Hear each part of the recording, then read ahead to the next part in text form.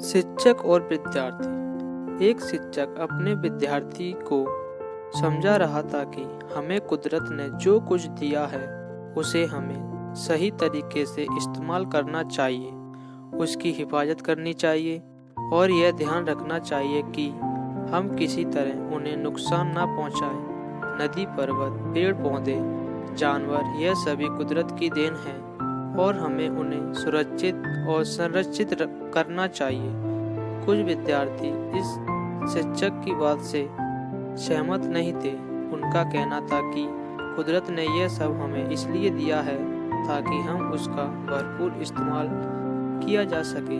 अपनी यही बात शिक्षक के सामने रखने के लिए उन्होंने कई तरह के तर्क दिए।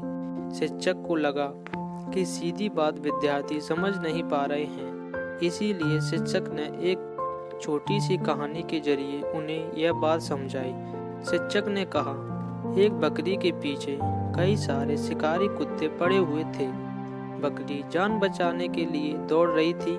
कुछ दूरी पर जाकर बकरी को अंगूर की झाड़ियां दिखाई दी, जिनके पीछे वह छुप गई और कुत्तों को नजर नहीं आई। कुत्ते थोड़ी देर बाद आगे निकल गए।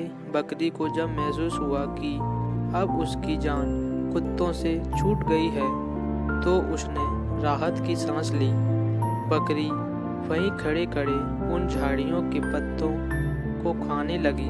कुछ देर बाद बकरी ने ढेर सारे पत्ते खा लिए, इसीलिए जिनके पीछे वह छुपी हुई थी। अब वह वापस उसी रास्ते से लौट रहे कुत्तों को साफ साफ दिखाई दी और कुत्तों ने उसे तुरंत पकड़ लिया। दोस्तों, क्या आपको नहीं लगता कि हमारा व्यवहार भी बकरी के व्यवहार से कोई अलग नहीं है? कुदरत ने हमें बचाने के लिए जो अच्छी चीजें दी हैं, हम उन्हें का दुष्प्रयोग कर रहे हैं और उन्हीं के प्रदूषित कर रहे हैं और उसका परिणाम हमें अलग अलग आपदाओं के रूप में भुगतना भी पड़ रहा है। शिक्षक की यह छोटी सी कहानी अपने विद्यार्थी को इस गहरी बात को समझने में कामयाब रही है। क्या आप भी इस कहानी का सारा समझ पाए हैं? अगर समझ पाए हैं तो हम इस कहानी को इतना फैलाएंगे कि बाकी लोग भी इसे समझ जाएं।